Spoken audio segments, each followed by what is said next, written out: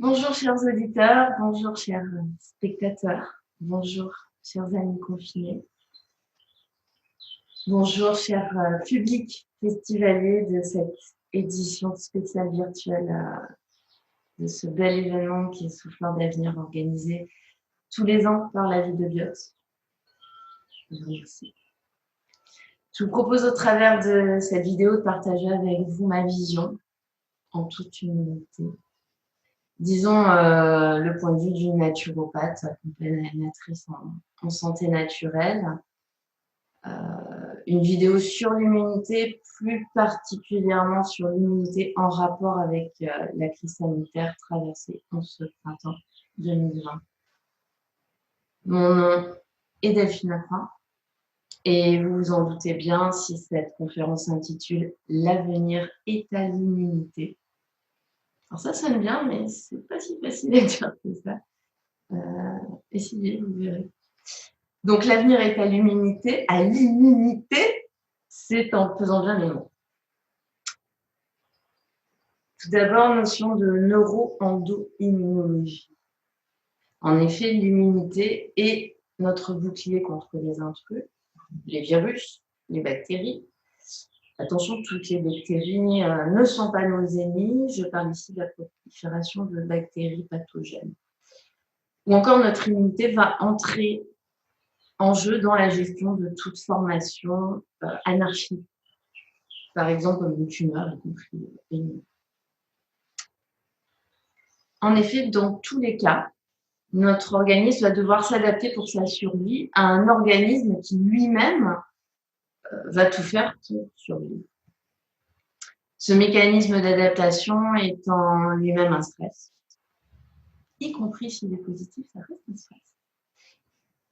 Celui-ci va faire monter les fameuses hormones du stress, essentielles à notre survie, mais qui vont bloquer d'autres hormones si ce stress perdure. Et demander l'intervention de notre système nerveux.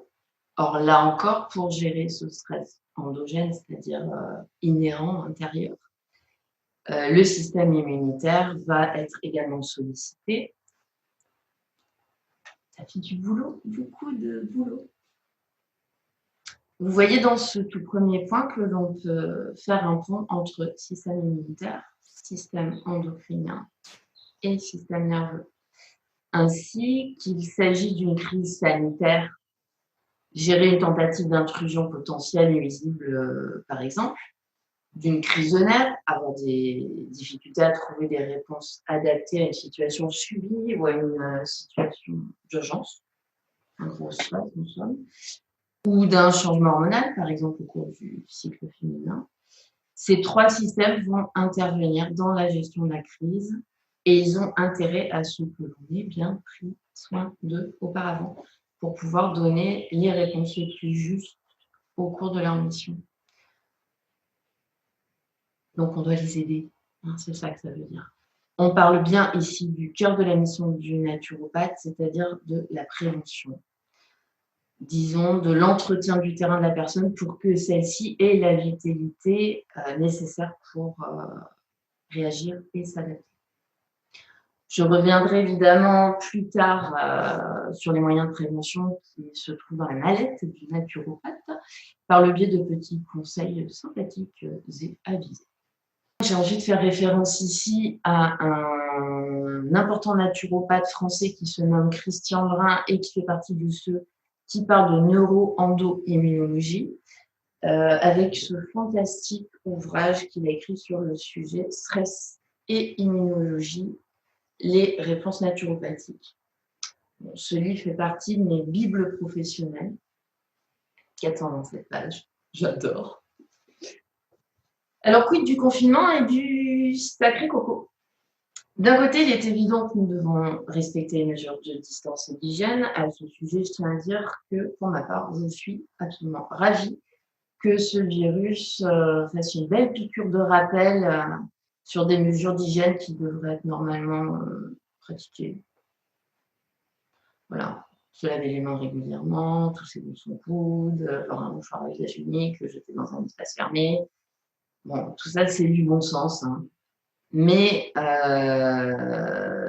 c'est vrai que ne serait-ce que ça peut créer un petit stress pour les gens qui ne sont pas habitués à pratiquer. Mais moi, j'espère vraiment que ça va durer, hein, pour l'hygiène quotidienne de tout un chacun et l'hygiène collective. Ensuite, il faut disposer d'un organisme en pleine forme, et ce, sur les 3 systèmes évoqués plus haut, hors nos conditions de vie habituelles. Je vous la fais courte: alimentation, pollution environnementale, électromagnétique, sonore, rythme de vie effréné, dégradation des conditions de travail, conditions familiales, pression sociale, financière accrue, etc., font que la plupart d'entre nous bien peu d'entre nous peuvent prétendre à ce fonctionnement optimal. J'en profite ici pour rappeler que la définition de la santé, selon l'Organisation mondiale de la santé, n'est pas juste l'absence de maladie, comme on tente parfois de nous faire croire. « Oh, vous n'êtes pas malade, tout va bien ». Voici sa définition. La santé est un état de bien-être physique, mental et social, et ne consiste pas seulement en une absence de maladie ou d'infirmité. Je vous invite d'ailleurs à vous rendre sur la déclaration de la Constitution de l'OMS. De plus, le confinement lui-même peut donner lieu à un stress post-traumatique, très bien décrit déjà avec l'expérience chinoise par les psychologues. Ce stress peut se déclencher dès 10 jours de confinement. France Culture avait fait tout de suite dès le début de la phase 1 une émission sur le sujet. Je n'ai pas pensé à vérifier sur le podcast, c'était toujours disponible, mais c'est vraiment très bien documenté, très intéressant.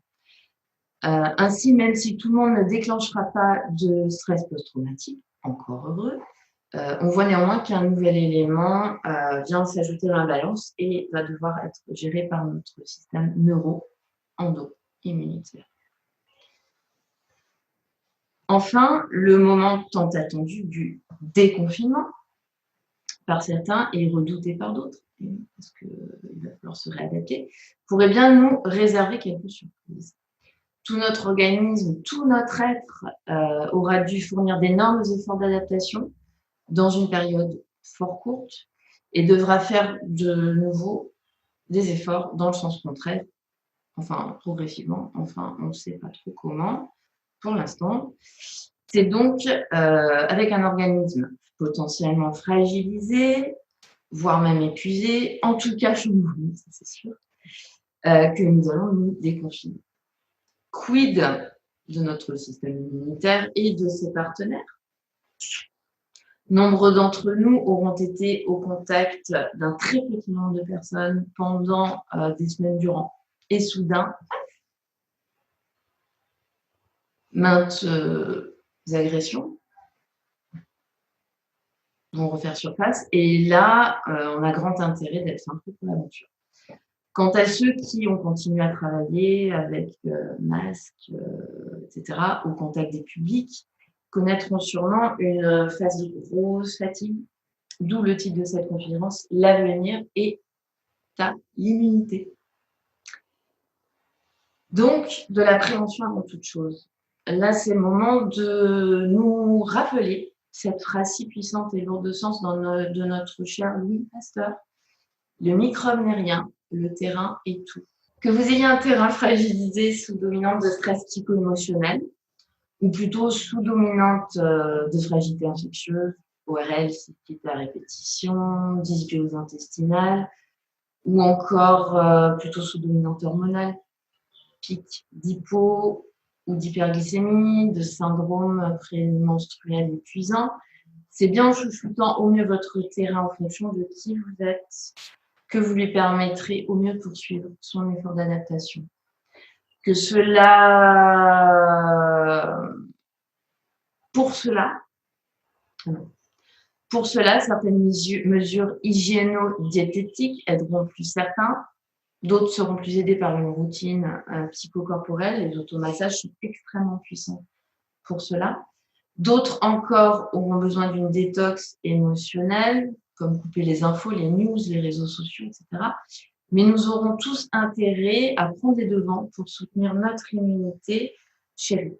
Et plutôt, devrais-je dire, notre système neuro-endo-immunitaire. Cela est à adapter à chacun. Et par chacun, avec l'aide ou non d'un professionnel de santé, dont votre naturopathe préféré. À ce sujet, si ce n'est déjà fait, je vous invite à visionner ma vidéo précédente sur mon activité de naturopathe en général et mon activité en confinement plus particulièrement. Alors, les conseils. En règle générale, voici quelques conseils pour vous soutenir le plus positivement possible. Et ce, quelle que soit votre activité, votre actualité, que vous soyez en télétravail, en suspension d'activité, seul, en famille, que vous ayez continué à travailler dans des conditions très particulières d'adaptation, comme on l'a dit avec le masque, etc. Tout d'abord, respire. C'est une chance extraordinaire. L'air est plus pur pour une fois. Alors profitez-en pour pratiquer les respirations occidentales, yogiques, méditatives, pourquoi pas juste intuitives. Apprenez, pratiquez, embarquez vos proches confinés et bénéficiez ainsi de tous ces ions négatifs si bénéfiques pour notre organisme et si rare. Qu'il s'agit d'apaiser notre système nerveux, notre mental et surtout d'aider à réguler notre équilibre acido-basique ainsi que le travail de notre sphère digestive, qui elle-même est un siège principal de notre immunité, ce par le biais de la flore intestinale.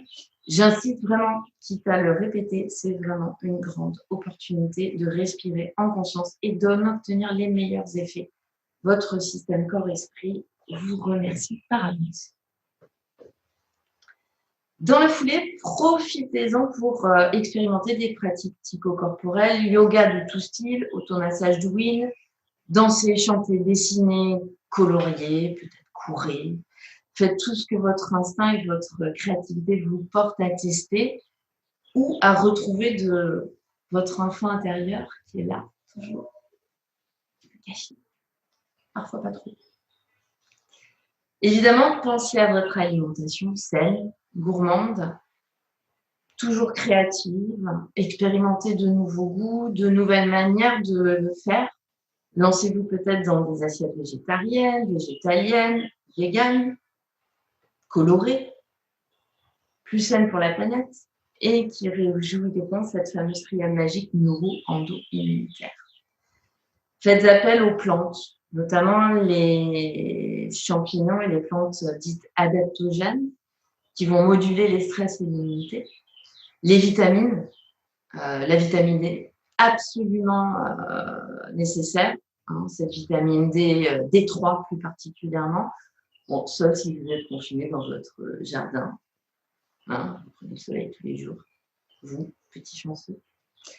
Les minéraux, les oligo-éléments, alors eux, ils font partie de mes chouchous, car ils permettent de relancer la catalyse des réactions de mécanismes organiques et donc de fonctions parfois en berne, fatiguées, déséquilibrées. C'est absolument génial, les oligo-éléments. Et ce, toujours en fonction de votre terrain. Utilisez tous vos sens. Expérience sensorielle. La vision par l'utilisation des couleurs, les plus bénéfiques pour vous, et plus particulièrement votre odorat, car il nous relie à notre cerveau reptilien, instinctif, primaire, par exemple par des olfactions d'huile essentielle, ou juste prêter plus d'attention aux odeurs qui vous entourent, aux parfums qui se dégagent de vos plats, par exemple. En somme, j'ai envie de faire appel à Sébastien Knip qui disait « Celles et ceux qui ne réservent pas quotidiennement un temps pour leur santé devront un jour en consacrer beaucoup à leur maladie. » Je vous laisse méditer cette consigne ferme en naturopathie. Mais comme je n'aime pas que l'on joue sur les peurs, hein, la peur est un ennemi terrible. de notre système immunitaire. Je vous invite surtout à changer de niveau, prendre de la hauteur, voir cette période comme un rite de passage qui sera riche en prise de conscience, tant au niveau personnel, social, économique et planétaire. Prenez soin de vous. Prenez soin de ce que je nomme votre bouclier énergétique par toutes les techniques évoquées précédemment. Restez fort et doux avec vous-même, positif, curieux, dans une attitude de gratitude infinie. Au plaisir de prendre soin de vous. Je vous embrasse. Merci beaucoup.